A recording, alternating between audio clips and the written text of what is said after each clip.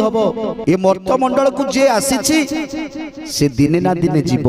आउ एटा ही प्रकृत सत्य। तेणु ए मर्त्यमंडल रे देह बही आमे अहंकार करूछंती मु मोर बोली कहउछंती ए जागा मोर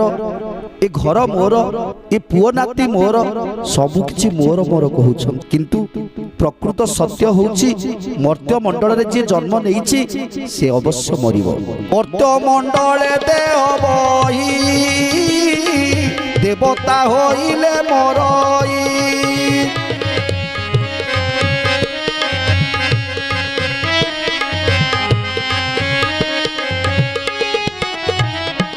अपना हस्ते जुहा छेदी के तार अछि प्रतिवादी